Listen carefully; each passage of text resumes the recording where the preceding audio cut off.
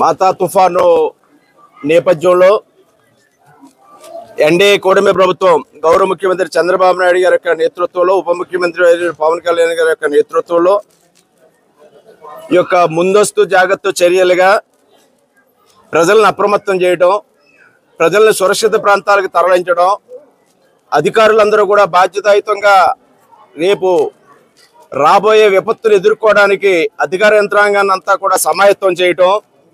గత 2 రోజులుగా ఈ రోజున ఇక్కడ తీరం దాటుతుందని అంచనాలు వేస్తున్నటువంటి ఈ తుఫాన్ నేపథ్యంలో కాకినాడ మచిలీపట్నం మధ్య తీరం దాటొచ్చనే సంకేతం ఇది కోనసీమ ప్రాంతంలో ఉన్నటువంటి ఈ యొక్క కొత్తపేట, అమలాపురం, వరం ఈ నియోజకవర్గాల మీద తీవ్రమైన ప్రభావం ఉంటుందనే ముందు చూపుతోటి ప్రభుత్వ యంత్రాంగం తక్షణం స్పందించి అత్యవసరమైన ఏ విధమైన చర్యలు చేపట్టాలో అవధి ఎవరైతే తాటాకు పాకల్లోనూ లేదా శిథిలవుతున్న ఇళ్లలోనూ రేకు షెడ్డుల్లోనూ ఉన్న వారందరికీ కూడా తక్షణం సురక్షిత ప్రాంతాలకు తరలించడం జరిగింది.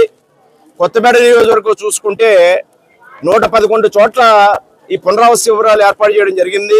రావులపాలెం మండలంలో 42 చోట్ల, ఆత్రేయపురం మండలంలో 21 చోట్ల, ఆలమూరు మండలంలో 22 చోట్ల, కొత్తపేట మండలంలో 26 చోట్ల మొత్తం 111 పునరావాస శిబిరాలు ఏర్పాటు చేయడం, ఈ యొక్క నియోజకవర్గానికి సంబంధించినటువంటి ప్రజల్ని అప్రమత్తం చేయటం, ఈ యొక్క రిలీఫ్ ఈ యొక్క పునరావాస కేంద్రాలకు రమ్మంటాం. దాంతోపాటు పక్క జిల్లాల నుంచి కూడా ఇప్పుడే ఇక్కడ రావులపాడులోనే చూడటం జరిగింది. నంద్యాలకు సంబంధించినటువంటి దగ్గర ఒక 80-90 కుటుంబాలు వారు ఇక్కడ ఉండి సంచార జీవనంగా వారు ఏదో చిన్న గుడారాల కింద వేసుకుని వారు ఉన్నారు చిన్న రేక్ షెడ్లలో. వారికి ఒక స్కూల్లోకి తీసుకొచ్చి ఇక్కడే వారికి నివాసం ఏర్పాటు చేసి వారికి ఆహారం, మంచినీరు, ఇక్కడ ఉండే వసతి ఏర్పాట్లన్నీ కూడా అధికారులందరూ కూడా ఏర్పాటు చేయడం జరిగింది. ఈ విధంగా ఎక్కడికెక్కడ చర్యలు తీసుకుంటూ ఉన్నారు. వారికి నచ్చజెప్పి అవసరమైతే ఈ కేంద్రాలకు రాకపోతే వాళ్ళ బంధువుల ఇళ్ళకన్నా వెళ్ళి ఏదైనా సురక్షితమైన ఇల్లు లేని వారందరినీ కూడా తరలించడం జరుగుతూ ఉన్నది. ఇక్కడ చూస్తూ ఉంటే ఏ విధంగా ఏ సమయాన తీరం దాటినా ఎంత వేగంతో వస్తుందో, దాని తీవ్రత ఎంత ఉందో పూర్తిగా ఇంకా తెలియని పరిస్థితి. దాన్ని దృష్టిలో పెట్టుకుని రాత్రి తీరం దాటుతుందన్న నేపథ్యంలో అన్ని జాగ్రత్తలు తీసుకుంటాం. ఒకవేళ విద్యుత్ అంతరాయాలు ఏర్పడవచ్చు, కరెంటు లేకుండా పోయే సమస్యలు ఉండొచ్చు. దాన్ని ఎదుర్కోవడానికి కూడా జనరేటర్లు అవి సిద్ధం చేసుకోవడం జరిగింది. విద్యుత్ లేకపోవడం వల్ల మంచినీటికి కూడా ఇబ్బందులు ఉంటాయి. దానికోసం ప్రజలందరూ కూడా అప్రమత్తం చేయడంతో పాటు వాటర్ ట్యాంకులన్నీ కూడా నిండుగా నీరు నింపడంతో పాటు కరెంటు సమస్యలు వస్తే కూడా రాకుండా ఉండే విధంగా ముందు జాగ్రత్త చర్యలుగా చాలా సిబ్బందిని కూడా బయట జిల్లాల నుంచి, ప్రభావం లేనటువంటి జిల్లాల నుంచి కూడా సిబ్బందిని రప్పించి ఇక్కడ ఏదైనా విద్యుత్ పరంగా ఆటంకాలు ఏర్పడకుండా చెట్లు ఇలాంటి అటువంటి చోటు క్లియర్ చేసి దాన్ని కూడా విద్యుత్ అంతరాయాలు సాధ్యమైనంత వరకు మానవ ప్రయత్నంగా అన్ని చేయడం జరిగింది. వాటితో పాటు ఇక్కడ ప్రజలను సురక్షిత ప్రాంతాలతో తరలించడంతో పాటు గర్భిణీ స్త్రీలు, చంటి పిల్లల విషయంలో శ్రద్ధ తీసుకోవటం, పశువుల విషయంలో కూడా శ్రద్ధ తీసుకోవటం, ఇటువంటి ఏ విధమైన ప్రాణ నష్టం కానీ ఆస్తి నష్టం కానీ జరగకుండా ఉండే విధంగా మానవ ప్రయత్నంగా చేయాల్సిన కార్యక్రమాలను కూడా అధికార యంత్రాంగం ప్రభుత్వం యొక్క చొరవతో అంతా సిద్ధంగా ఉన్నారు, అప్రమత్తం చేయడం జరిగింది.